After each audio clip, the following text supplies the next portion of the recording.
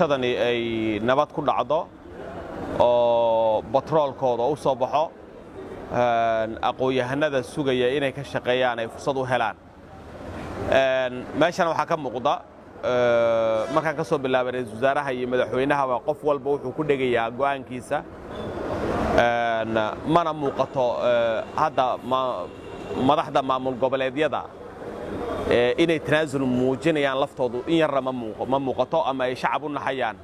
keliya waxaa muuqata roray in awood lagu dagaalamayo inta aan helo habraaca anigu awooddii aan helo aan soo xulo halkaa unbaa hadda muuqata ilaa hadda weli wax muuqata laakiin waxaan rajaynaynaa sida ugu dambaysa Soomaalidu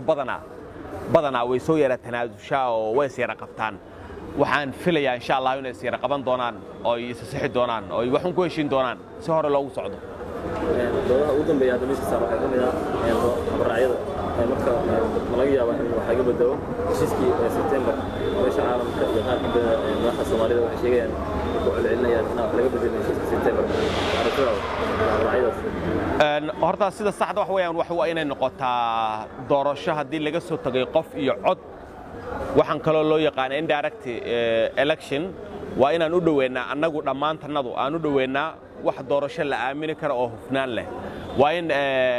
bulshada rayidka ay meel ku leeyihiin saxiixayaashii nabadoonnadii inay awood leeyihiin labadaa markii la helo lagu daro haddii la waayo waxyaalihii kale labadaas iyo guddigii federaalka iyo guddigii maamul goboleedyada iyo madaxdii haddii intaa la waayo horta ma noqonayso wax hufan ma noqonaysa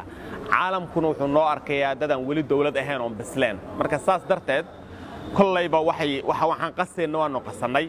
waxa muhiim ah habraaca doorashada in sidii lagu heshiiyey la daayo oo aan nambaroojisanin ama aan la dhihin yani annaga hadna loo daayo boqolkiiba intaas sideed hore lagu daayo laakiin waa inaan laga tegin nabadoonnadii saxiixayaashii hore beeluhu lahaayeen inaan nabadoon cusub la keenin in saa lagu daaya fiican markaan saa dhahayo waxa weeyaan dhinac walbaba khalad baa jirta waayo waqtigu wuu socdaa 2022 la marayaa one man one vote lama soo galin marka hore looma diyaar garoobin annagii ka ridanay oo waxbaan saxaynaa lehen annagina haddana khaldamno waxay noqonaysaa ceeb madaxweyne Dani iyo madaxweyne Axmed iyo musharaxiinta xadga dadkan mucaaradka isdhahayo annagoo isdhehayna waxbaan saxaynayo haddana maanta u muuqano inaanu dib wax u ridno amaba awood qaybsi gooni ah waxaan boqolkiiba intaana la seedin la yiraahdo shacabka Soomaaliyeed ilxun boo nagu arkaya waana laga naxayaa sadarteed waxaan dhihi lahaa xoogaa laftanadu aan isira barqabanno compromise aan sameeyno markay ayagu wax ka tanaasulaan annaguna aan ka tanaasulno markaanu leenahay farmaajo iyo kooxdiisa khaldan macnaheedu ma ahan inaan dalka dudumino waxaan leenahay xal hagaajiyo marka tiimka annaga hormarayo ra'iisul wasaaraha noqdo ama madaxda kale ha noqoto compromise ayadoo dalka loo naxayo waayo waxaan garanayaa 5 sano hal qof lama qaadano shaqaalaha waayo waa dadka aan wax soo baray damiir baan leenahay waxaan doonaynaa inay shaqeeyaan inuu dalku horumaraan doonaynaa marka yaan lagu mashquulin waxaan aniga awoodda la siiyo deegaan doorashada hal laga dhigo laba hal laga dhigo boqolkiiba 60 la siiyo waxaan waqtigeedu way dhaaftay ma ahan waa in damiir la yimaada haddii aan khalad ku tuhmeynay maanta anagu waa inaan khalad la imaanin haddii aanu farmaajo ku tuhmeynay inuu adka oo macangag ahaa ra'iisul wasaaruhu laftiisa waa inuusan macangag noqonin markaan saa leeyahay shacabka dhan baan u hadlaynaa macnaheedu ma ahan haddii qaar mucaaradka ka mid ah ay yara adag yihiin hadalla khaldan ku hadlayaan mucaaradka dhan inay wada sameeyeen haddii musharaxiinta qaar ay yara hadalkoodu adag yihiin oo shacabku wada diidayaan macnaheedu ma ahan inay musharaxiinta inta wada yihiin anoo afka ku hadlaya afka shacabka Soomaaliyeed ha loo turo inta ka badan looma dul qaadan karo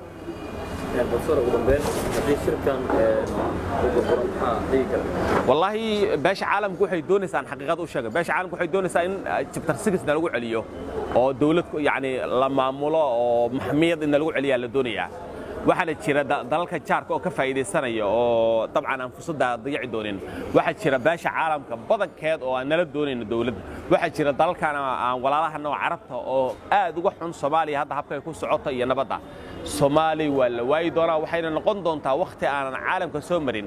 1848 Berlin sidii loo qaybsaday Soomaaliya loo qaybsan doonaa marka taasna farmaajo waxaan dhihi lahaa laftiisu dhowr jeer baan dhahay tanaasul ra'iisul wasaaruhu ha tanaasulo si uuna shirkan u burburin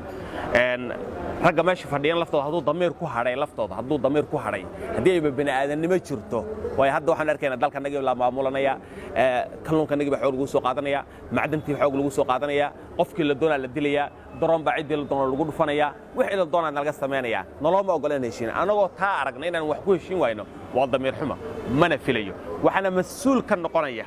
kooxda hadda yara mucaaradka u eg oo aan isleenahay ayaa mas-uul ka noqonaya haddii wax lagu heshiin waayo ilaana hadda maanta libinta iyagaa haysta anagoo libintii maanta haysana haddii aan wax ku heshiin wayno haddana wax kala sii damacno